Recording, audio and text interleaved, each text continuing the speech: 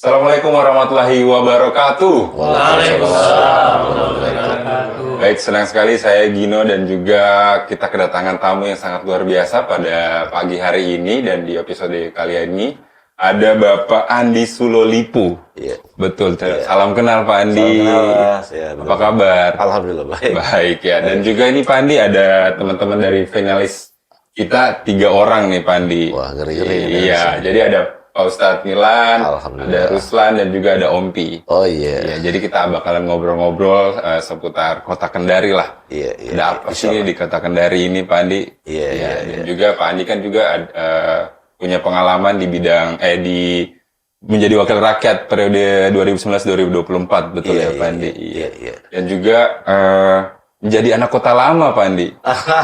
Selalu jadi tagline-nya Kota Lama. Kota Lama, iya. Ada apa sih Pak Andi di Kota Lama? Boleh ceritakan sedikit mungkin Pak Andi? Udah mulai nih? Boleh, silakan. Ya. Udah mulai. Oke, teman-teman. Sama namanya? Gino Pak Andi. Ya, makasih Mas Gino. Assalamualaikum warahmatullahi wabarakatuh. Waalaikumsalam. Siang dan salam sejahtera buat kita semua. Pertama-tama saya berbahagia dipanggil di podcast. Bisa jadi. Ya.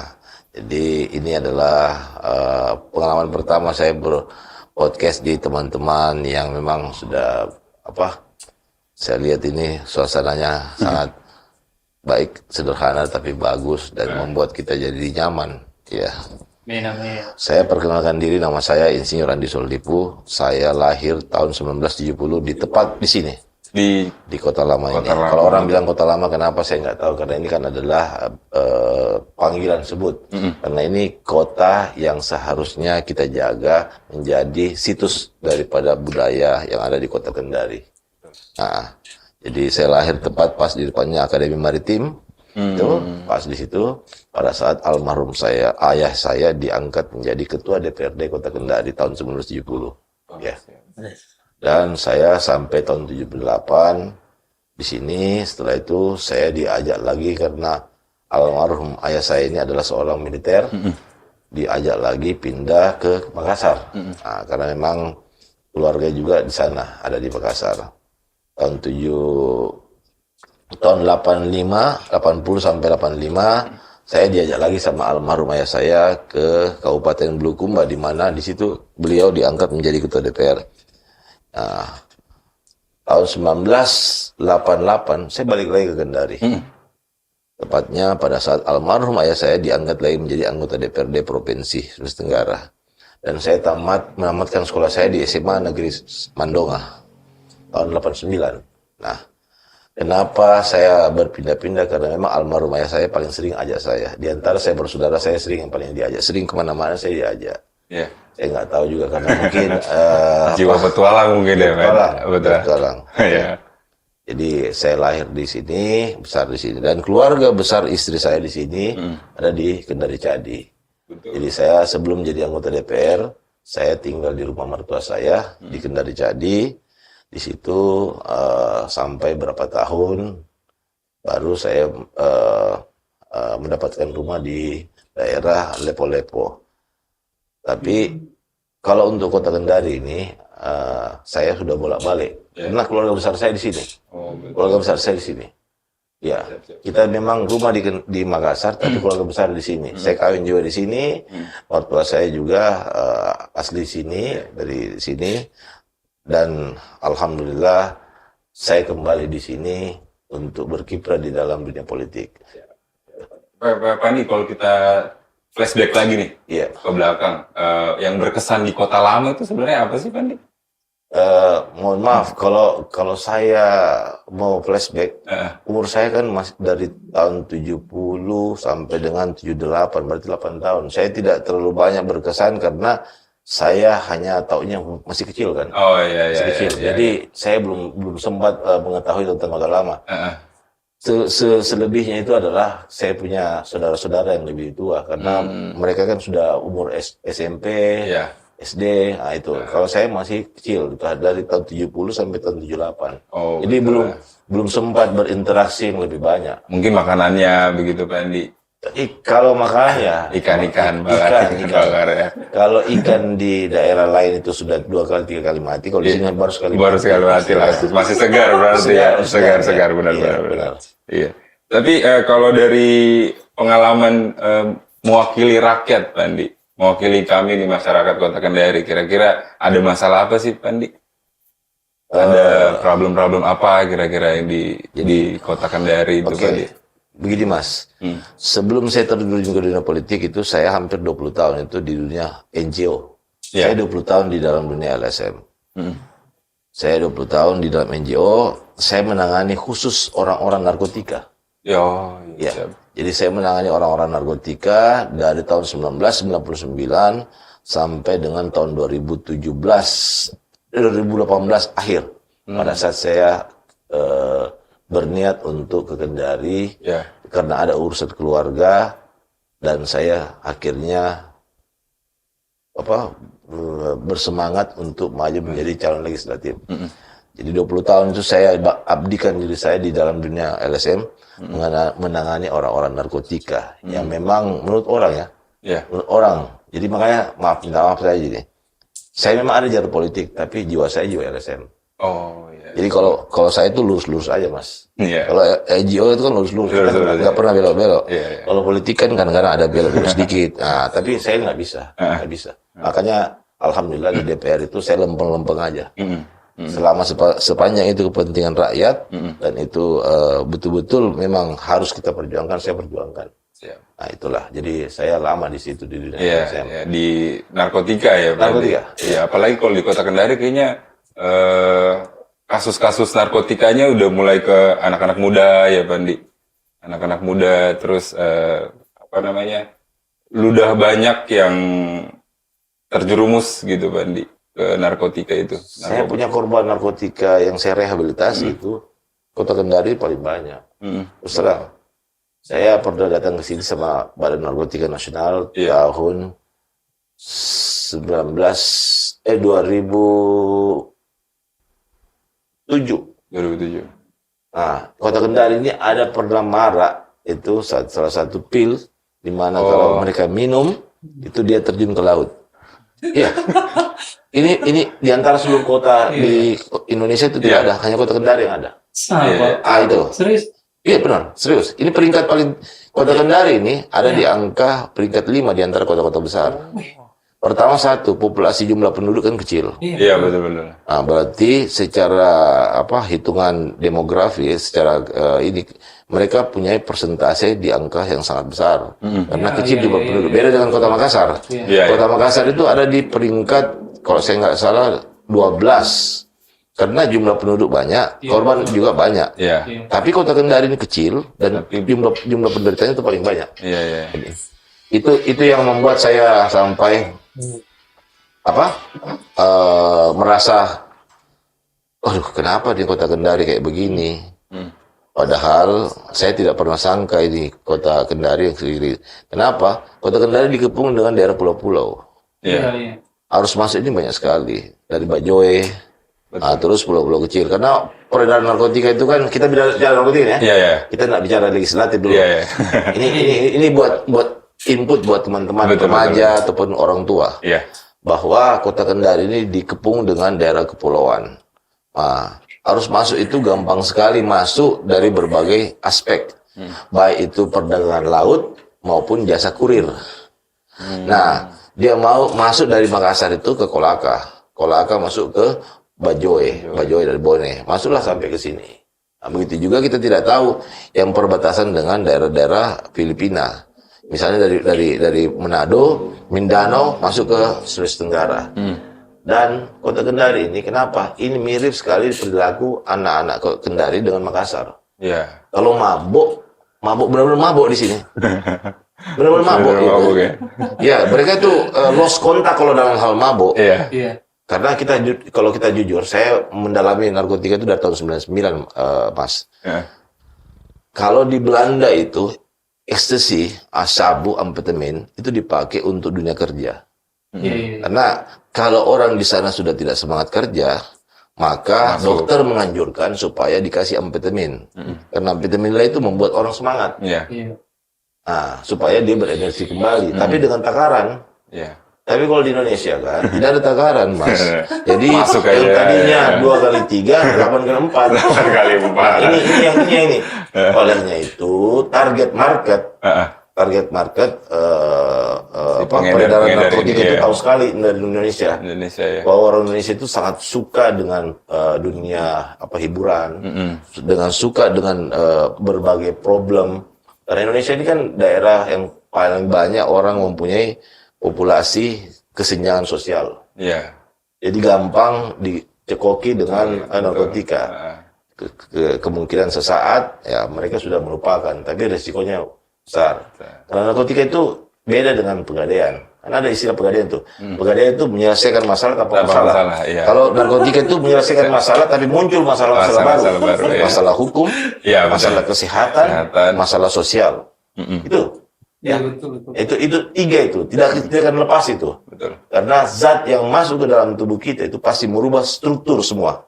Karakter kita, perilaku kita, emosional kita, terus hubungan sosial, interaksi, Iya. itu hilang semua. Iya, betul. Ya, Mas bisa lihat aja. Iya. Orang yang kalau melahirkan, itu ada pembiusan. Itu kan ada dosis itu dikasih. Oh, dikasih dosis opium. juga. Dikasih dosis supaya dia tertidur. Nah, kalau yang ini tidak pakai dosis. Ini udah dipakai oleh mereka.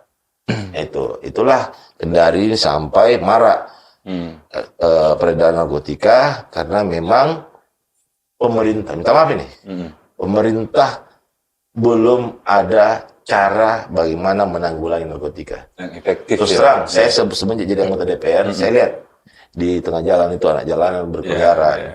Di sini belum ada shelter kayak drop-in center. Makanya saya dirikan di Makassar itu. Jadi semua anggota DPR waktu saya perjalanan dinas, saya perlihatkan saya punya tempat rehabilitasi. Saya kasih tahu sama mereka semua teman-teman DPR, inilah pekerjaan saya dulu. Kalau kalian mau tahu, ini pekerjaan saya. Semua teman-teman dari fraksi apapun, setiap saya reses, setiap saya perjalanan dinas, saya singgah di tempat rehabilitasi saya.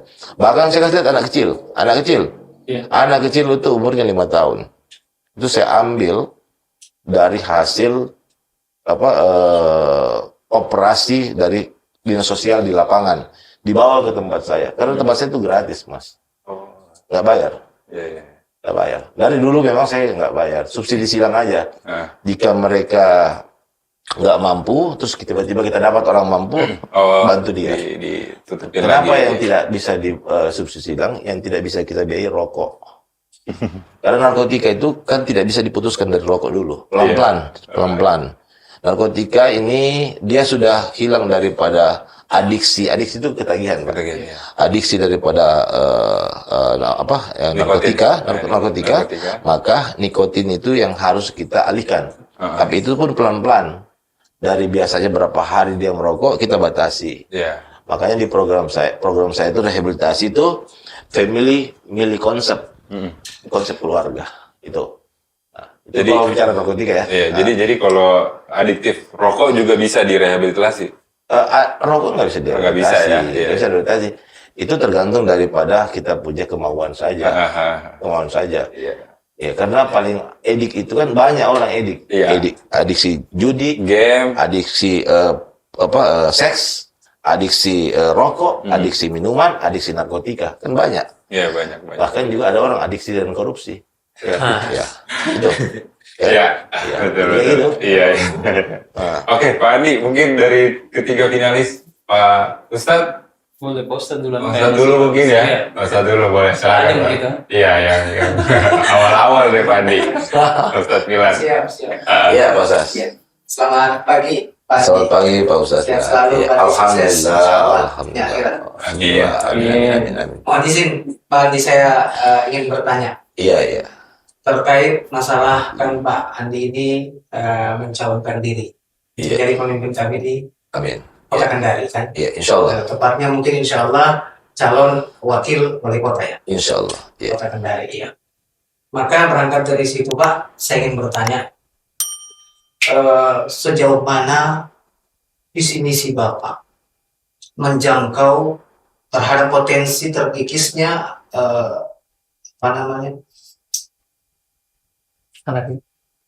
hubungan antar umat beragama ini, harmonisasi antar umat beragama.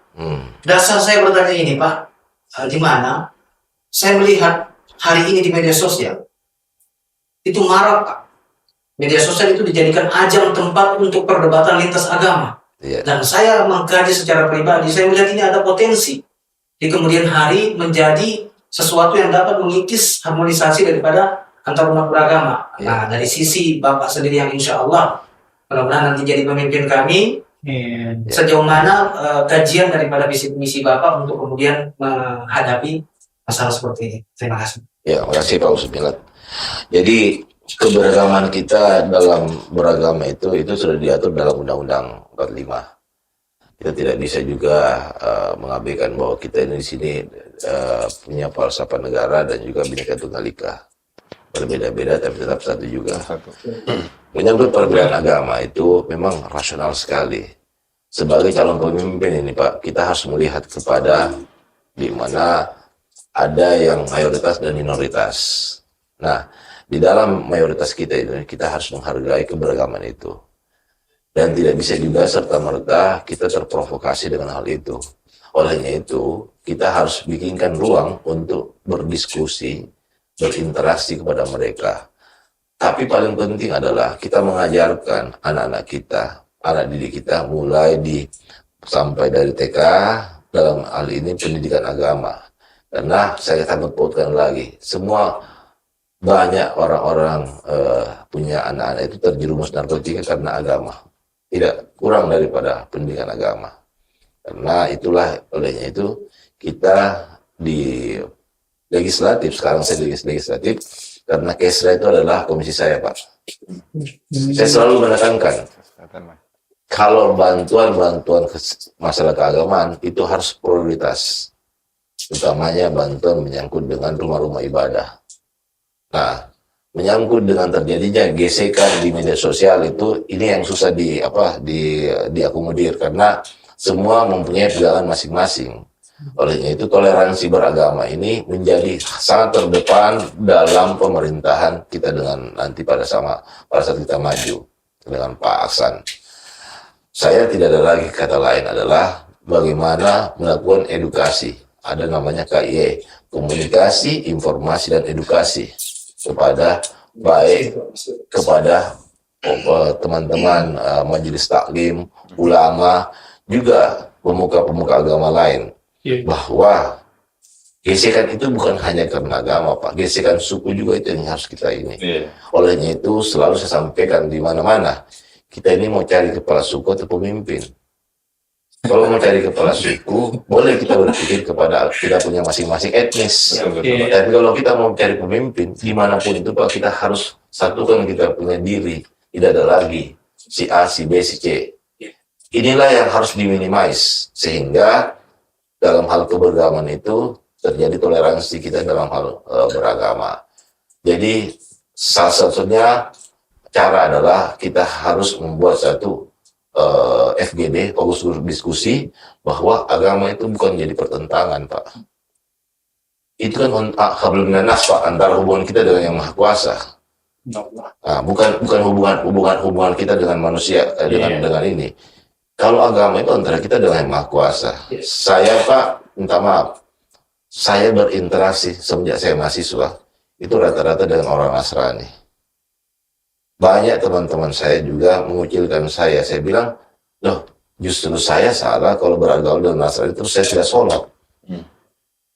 Bahkan teman-teman Nasrani menganjurkan saya setiap sholat Jumat, setiap subuh saya diajarkan untuk sholat Jumat. Diingatkan Pak, diingatkan oleh mereka. Bahkan setiap pagi kalau saya bangun itu Pak, teman-teman saya itu Pak, dia lagi berdoa di tempat tidur, saya lagi sholat subuh. Apa yang harus kita pertentangan dalam perbedaan itu? Selama tidak terjadi gesekan. Karena ini kan menyangkut dengan masalah kita punya hubungan diri pribadi dengan Yang Maha Kuasa. Olehnya itu sebagai pemimpin, jangan kita timbulkan lagi gesekan itu Pak. Karena biasanya cikal bakal gesekan itu biasanya daripada hal-hal kecil. Sampai masuklah kepada agama. Sampai masuk kepada etnis. Sampai masuk ke dalam kepentingan-kepentingan. Maka olehnya itu Pak, semua muncul daripada kesenjangan sosial.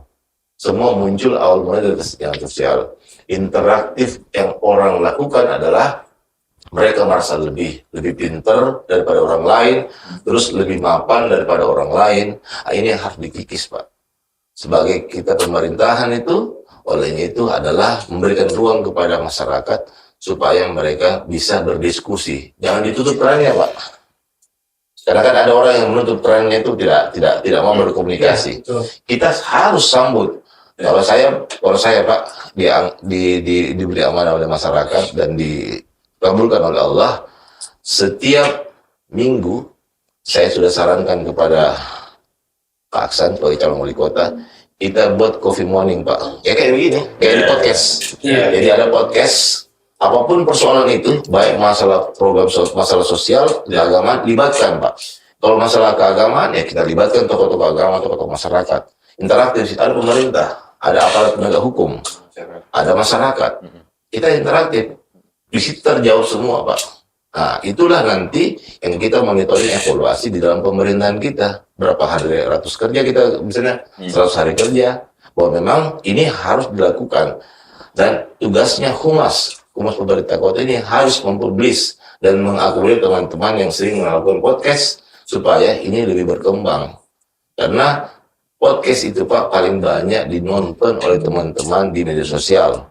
Itulah rating itu yang harus kita lihat. Bahwa ternyata, tidak ada masalah antara pemerintah, masyarakat, dan juga beberapa stakeholder dalam hal berdiskusi. Terus kenapa kita mau cari perbedaan? Nah, ini gambaran saya, Pak, ya. Jadi yang jelas, pemerintah harus hadir di tengah-tengah itu untuk menjawab persoalan itu. Jangan membiarkan persoalan ini lebih membesar. Itu. Luar biasa. Iya. Sangat luar biasa. Detail lengkap. Ya. Alhamdulillah. Berarti langsung face to face ya Pak ya sama masyarakat Iya. Kita kan digaji oleh masyarakat. Iya betul. Dan kita kembalikan kepada masyarakat itu lagi. kemauannya, iya, Pak. Betul. Kalau kita hanya teori-teori kan itu apa? Betul sekali Pak. Coffee morning kayaknya sudah kurang di Kendari. Iya. Emang nggak ada. Sudah ada. Emang nggak ada. Sambil jalan-jalan santai ya kan Pak. Jadi kan gini, Pak, temanya itu adalah apa tema ini? Keagamaan, panggil kanwil agama, kanwil depak, panggil juga tokoh agama, tokoh masyarakat, panggil dari Nasrani, panggil dari Hindu, panggil dari Islam, tokoh agama, terus panggil daripada hukum, terus panggil daripada pemuda, bicara di situ apa yang terjadi di dalam mereka ini. Tapi kita pindah dari warung kopi ke warung kopi dan dianggarkan oleh pemerintah kota melalui humas. Dan ini digilir semua, Pak, digilir kepada teman-teman media dan podcast. Memberdayakan semua ini kan, kita tidak tahu podcast mana yang lebih tinggi ratingnya. Bisa jadi sih. Bisa jadi podcast yang lebih tinggi. Iya kan? Jadi aspirasinya lebih dapat. Iya, betul. Apa yang susahnya dianggarkan di APBD supaya advokasi itu lebih jelas, Pak. Makanya saya selalu bilang KIE, komunikasi, informasi, edukasi itu yang paling penting. Iya. Ya, Pak Ustadz sudah putaran berikutnya. Oke, dari aku lupa di Mandalika. ada lab-labnya memang. Terusan. Siap-siap. Terima kasih. Assalamualaikum warahmatullahi wabarakatuh. Terima kasih Pandi telah hadir di podcast Bisa Jadi. Terima kasih atas waktunya, Pak. Saya Ruslan dari pemimpin redaksi Fokus News, Pak. Ya, Pak, saya sedikit bertanya, Pak, tentang masalah Kota Kendari akhir-akhir ini, Pak. Selalu masyarakat itu selalu berteriak sih, Pak, ketika hujan mulai turun, Pak. Hujan mulai turun, dan Kota Kendari ini, Pak, dulu kan memang sekarang, Pak, itu slogannya memang kota bertakwa, Pak. Tapi akhir-akhir ini sering diplesetkan oleh teman-teman netizen di luar. Kota Kendari ini sudah bisa jadi kolam, Pak. Setiap turun hujan, Pak. Nah, itu masyarakat pasti selalu teriak, Pak. Kemudian kan dulu ini, Pak, awalnya ini banjir ini paling dikenal di kota-kota besar, Pak. Sekarang itu di Kota Kendari itu setiap turun hujan, Pak, pasti ada kata dari pemerintah, katanya genangan, Pak. Genangan yang sering terjadi, walaupun sampai di atas lutut orang dewasa. Rasanya genangan. Genangan, Pak. Rasanya genangan. Genangan mungkin dimaksud mereka, Pak. Tapi bagaimana langkahnya, Pak? Insya Allah terpilih nanti menjadi seorang pemimpin di Kota Kendari, menjadi wakil wali kota. Amin, insya Allah. Amin. untuk menangani masalah banjir ini Pak sebenarnya. Oke. Mas Mulyadi ya. Iya. Iya. Oke, pemilihan redaksi daripada ini. Ya, jadi tadi pertama kita harus sewa pawang hujan. Nah, itu pertama. Siap. Ini bercanda. Jadi saya di DPR itu, waktu saya Komisi 2, saya di Banggar juga. Saya mengkritisi DLHK menyangkut masalah persampahan. Karena sampah itu adalah potensi kebanjiran. Sampah menumpuk, banjir. Saya kasih tahu sama mereka, kenapa kau punya anggaran ini besar sekali untuk pengadaan kendaraan, sementara gaji tukang sampah di situ hanya 750.000. Betul Pak. Saya bilang, Pak Kadis, Bu Kadis, kita ini semua mau mati. Ini uang rakyat. Kau tahu, subuh-subuh, pagi-pagi, kau masih tidur di rumahmu. Mereka sudah bangun itu. Betul. Tanpa masker. Mereka sudah sampah. Dia sapu sampah semua itu. Terus di mana pergi kemanusiaan kamu 750.000 kau gaji dia? Saya bilang, saya coretin semua pengadaan kendaraan. Naikkan gaji tukang sampah. Itu, ya. Karena potensi banjir itu ada di sampah. Karena orang membuang sampah di mana-mana. Ya. Coba dilihatlah di TPI itu. TPI ya? Iya, tapi Di belakang TPI itu semua penuh dengan sampah. Saya sampaikan sama mereka, turun heksanya, gali itu, baru buang. Itu saya sampaikan. Yang paling utama adalah pada saat kita sama Pak Aksan itu nanti, program kita adalah penanganan banjir. Kita punya daerah ini kan terhimpit dengan daerah pegunungan iya. dan daerah perairan laut. Jika debit hujan tinggi, maka debit air itu turun sangat deras dari pegunungan. Dan tidak ada blockingnya, daerah blocking. Sementara di tengah-tengah ini adalah pemukiman. Jika air laut juga naik debitnya, maka dia tengah-tengah tinggal. Olehnya itu, kita harus mencari alternatif, yaitu kita membuat gorong-gorong yang sangat besar, sehingga ada daerah serapan. Dan perputaran air itu kita buang ke waduk.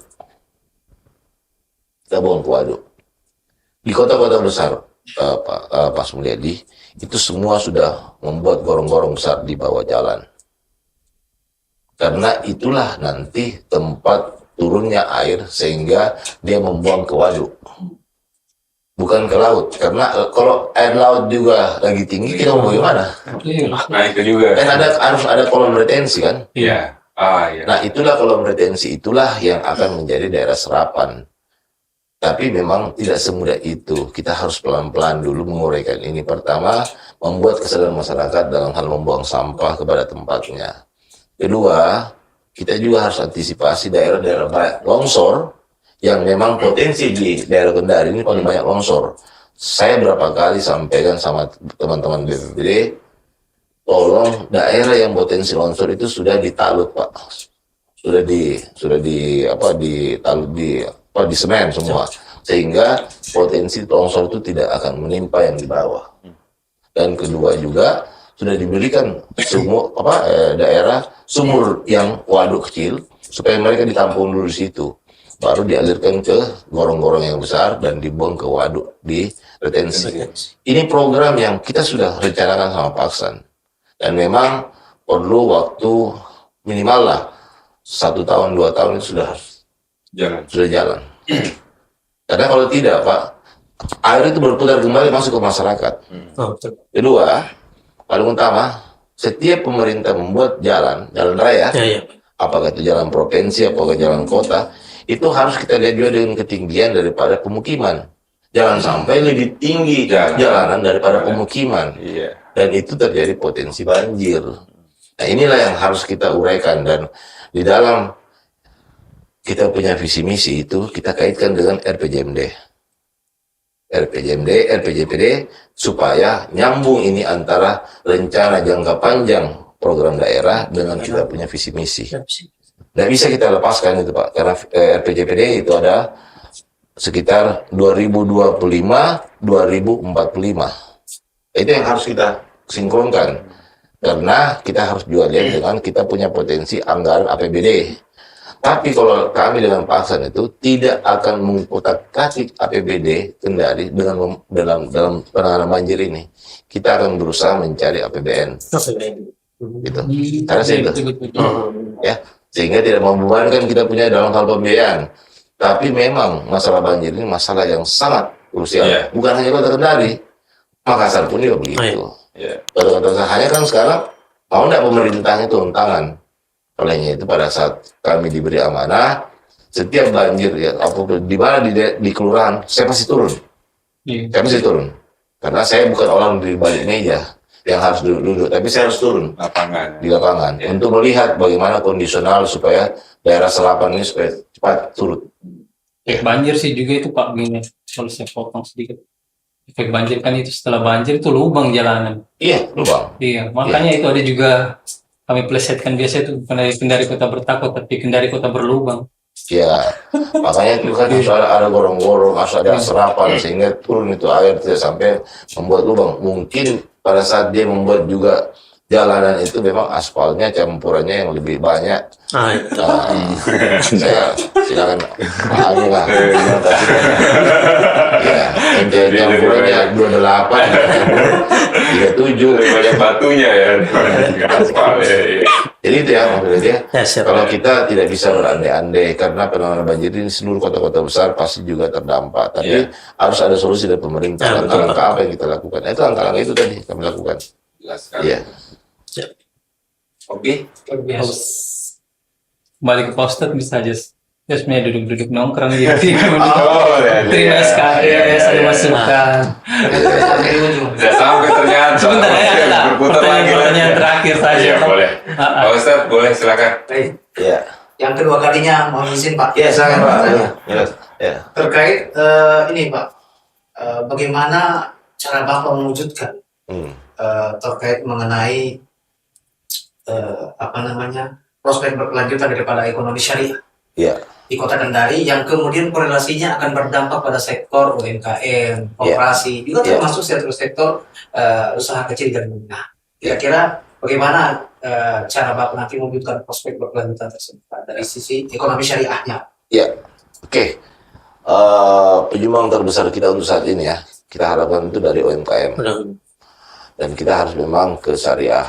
Dalam hal ini perputaran uang itu yang halal Pak, yang bukan kita dana riba Pak. Ya, saya sudah bicarakan sama Pak Aksan, akhirnya alhamdulillah di 20 program visi misi kita itu UMKM itu adalah urutan pertama. Bahwa bagaimana kita menghidupkan UMKM ini. Dan saya sudah sampaikan sama Pak Aksan nanti, jika kelak kita dipilih oleh masyarakat, maka ada namanya program usaha ekonomi produktif web usaha ekonomi produktif. Ada juga namanya KUBO, kelompok usaha bersama. Itu langsung bisa kita konekkan dengan pemerintah pusat melalui APBN. Jadi semua kota-kota kelontong, semua usaha-usaha kecil itu dibantu dan disuntikan modal oleh mereka. Dan kita juga akan mencarikan jalur kepada Kementerian Perindustrian dan Perdagangan melalui koperasi. Jadi ada koperasi simpan pinjam, tapi tidak sampai membuat masyarakat sampai mereka terbebani dengan masalah pinjaman itu. Itu yang harus kita lakukan Pak. Karena di Kota Kendari ini terlalu banyak UMKM tapi tidak tertata dengan baik. Kelemahannya kita, pemerintah, yang sekarang ini banyak program-program hanya pelatihan saja. Habis di pelatihan, tapi tidak diberikan mereka punya bagaimana setelah pelatihan itu ada langkah pemberian modal, pemberian alat. Dan itulah yang akan kami lakukan Pak. Misalnya generasi muda, dia punya skill dalam hal penyablonan. Kita carikan kelompok usaha bersama, KUBO. Itu ada di kementerian Pak, ada di kementerian semua. Jadi itu yang akan menjadi gambaran kita ke depan pada saat Pak Aksan, bahwa UMKM itu adalah penggerak daripada sumber PAD kita. Selain itu tidak bisa Pak. Kalau kita mengharapkan dari yang lain, karena UMKM ini kan memungut pembiayaan dari situ dengan cara kita berikan modal, tapi kita minta juga mereka mengembalikan secara kemampuan mereka.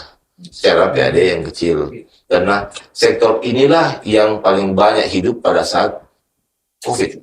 Iya. Iya. Paling sih itu Pak, kalau Itu saya ya. melihat polisi yang sudah berjalan, kadang-kadang berbicara mengenai prospek berkelanjutan, Iya. paling cara pengembalian itu, teknis pengembaliannya, Pak, yang kadang-kadang masyarakat itu mungkin masih merasa diberatkan. Nah, itu yang harus kita ringankan mereka. Dan bahkan kalau bisa pengembalian itu dia kembalinya ke kelompok mereka, Pak, bukan kembali ke pemerintah.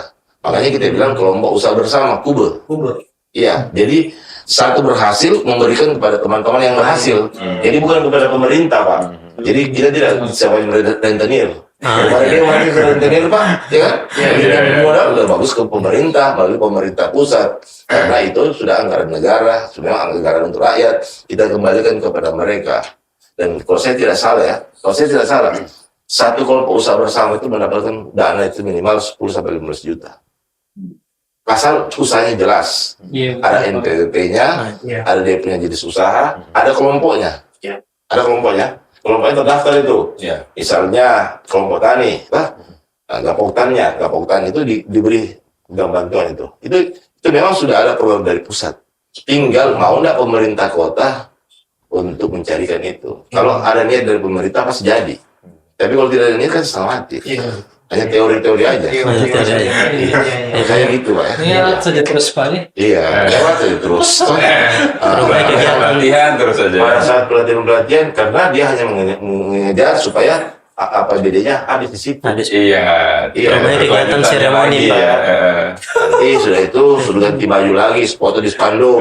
Kegiatan seremoni, Pak, betul. Kan saya menghabiskan anggaran saja. Dan itu kami sudah kritisi di DPR. Penting dokumentasi ya, Pak. Ya. Dokumentasi. Yang penting dokumentasi, oke sudah Oke, selesai. ada tanda tangan, kasih amplop, pulang. Pulang. Terus apa aplikasinya? Iya. Apa dampaknya sama mereka? Hanya dilatih. Nah, harus ada implementasi kepada pelatihan itu. Iya. Dikasih permodalan, Iya. dilihat mereka punya catatan keuangan, apakah mereka bisa balikan. Kalau mereka sudah baik, kita carikan perbankan yang bukan mencekik dia. Iya. Itu yang harus kita carikan solusinya, Pak. Sebagai dana CSR, ya kan? Semua tidak susah itu, Pak. Kalau pemerintah mau, iya. Ya, UMKM itu kan pengembaliannya tadi yang bilang Ustadz. Iya, Ustadz. yang terkadang. Iya. Belum dapat untung, sudah pikirkan bayar utangnya. Itu yang harus dilakukan pemerintah. Pemerintah harus hadir di tengah-tengah situ menjawab itu. Jangan hanya memberikan solusi. Udah bantuan dari Dinas Koperasi dan Perindustrian. Saya kan sempat marah itu, Mas, waktu bantuan COVID. Iya. Iya. Banyak bantuan dari pusat ternyata dipilih-pilih. Ini koperasi sudah dapat 2 kali. Saya bilang mana yang lain, coba lihat semua itu. Mana ininya. Ternyata ada yang double 2 kali. Terus tidak ada dia punya usaha, dikasih juga. Orang dalam mungkin. Kita DPR hanya sebatas mengkritik saja. betul. Kita sebagai eksekutor. Fungsi-fungsinya. Kita hanya bisa mengawasi saja. Fungsi mengawasi. Pak. Selebihnya itu kan ada dari pemerintah. Gitu. Iya. Kita mau bagaimana juga. Jadi emang harus jadi eksekutor ya, Pak? Insya Allah. Insya Allah. Amin. Bisa mewujudkan semua itu. Iya, langsung betul. kita lomba, Pak. Insya Allah. Oke, Pak Andi dan juga para finalis mungkin terima kasih banyak sudah Cukup. Sudah cukup. Mungkin bisa satu lagi. Satu lagi. Oh, yang di belakang sudah dikode ya? Sudah dikode ya? Iya. Masih boleh satu lagi. Satu lagi. Tapi yang singkat, yang santai saja. Iya. Saya mohon izin dari saya. Boleh, Saya siap. itu. Baik, kan gini. Ya. Mohon izin, Pak. Sebenarnya saya dengan mertua Bapak itu tetanggaan. Alhamdulillah. Tetanggaan banjir. Jauh, Saya jauh. merasakan banjir sama-sama, saya juga merasakan. Iya. Nah, saya di kompleks Bea Cukai di atas. Iya. Nah, yang pertama kali saya bertemu langsung dengan Bapak ya ini. Iya. Tapi nama sudah sering dengar, Pak. Nah, Alhamdulillah. ternyata pertemuan ini saya lihat-lihat dari tadi, Pak. Mulai dari sebelah, kemudian kita pindah bergeser ke sini. Iya. Ternyata asik juga, Bapak ya. Oh, makanan ini banyak. Cuma ada satu, Pak, yang Iya, ingin saya iya. sampaikan sekaligus mungkin sebagai pertanyaan juga ini. Iya. Kira-kira nanti Bapak, kalau sudah insya Allah terpilih, Amin. izinkan terpilih, Amin. apakah masih seasik ini, Pak? Oh, saya ini Pak lebih menjaga hubungan ini. Tidak akan pernah berubah, Pak. Karena saya berangkat dari dunia LSM, Pak. Saya memang politisi, Pak. Saya ada di dunia politik, tapi saya berangkat dari dunia LSM. Makanya hubungan saya sama orang-orang itu kayak begini-begini aja. Apa yang kita mau bawa, Pak? Dalam kehidupan ini satu, Pak. Saya biasa kasih teman-teman, pada saat kita dilantik di DPR itu kita disumpah di bawah Al-Quran. Pada saat kita kembali ke Yang Maha Kuasa, itu yang ditanya. Apa yang kau lakukan di dunia? Iya. Tidak ada kita bisa lepas, Pak, dari ini. Kita menuju ke sana semua. Siapa yang mau bisa mengelak? Malam ini kita berjanji sama masyarakat, malam ini juga kita diambil Yang Maha Kuasa. Apa yang kita harus jawab? Kalau saya sih tidak ada, bukan saya. Saya mau jadi apa saja itu, ya itulah saya. Karena begini, Pak Ustaz Melat, saya itu diberikan sama orang tua hanya dua, Pak, pendidikan dan agama. Saya tidak dikasih harta.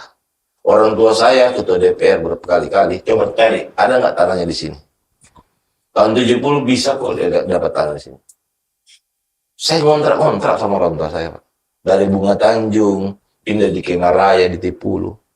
Kontrak, Pak. Tapi alhamdulillah, tidak ada orang datang ke rumah saya mempertanyakan kepada orang tua saya, bapakmu dulu ambil saya punya tanah, bapakmu kasih begini saya. Alhamdulillah orang tua saya pergi dengan tenang, Pak. Itulah yang sebenarnya harus kita bawa. Oleh itu saya, Pak, karena Bapak bilang bertetangga, saya punya istri juga kecil dan besar di situ, saya punya anak 4 di situ, Pak.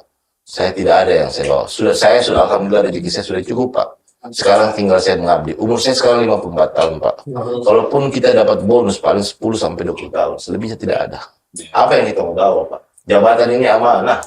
Sebentar lagi tanggal 28 Agustus ini saya sudah meninggalkan DPR. Yang penting saya tinggalkan dengan baik dan saya tidak punya kesan. Maka kalau di DPR boleh ditanya sama teman-teman DPR, Pak. Saya itu lempeng-lempeng aja. Saya kalau mau mengkritik, saya kritik benar. Kenapa? Saya tidak punya beban. Saya tidak pernah meminta. Saya tidak pernah menghadap ke dinas-dinas untuk meminta. Karena saya bukan tipe saya begitu, Pak. Karena sulit, Mas. Kita ini punya jiwa NGO. NGO itu kan pengkritik, Pak. Pengkritik. Terus kita ada di dunia DPR, di mana banyak sekali kepentingan. 35 kepala anggota DPR tidak berbeda-beda.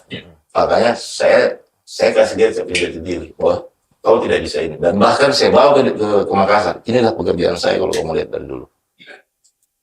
Saya berangkat, saya terpilih di DPR. Ya inilah kenapa kalau kalian tahu karakter saya kayak begitu di DPR. Inilah pekerjaan saya, menolong manusia di mana orang tidak pernah mau tahu bahwa siapa itu orang-orang korban narkoba. Kalau kau punya anak atau adikmu yang kena narkoba, bagaimana posisi kau? Saya bukan siapa-siapa, tapi saya tolong dia. Kemungkinan kalau saya tolong dia, mudah-mudahan ini akan menjadi amal jariah. Itulah yang mendoakan saya, Pak, sampai saya duduk di DPR.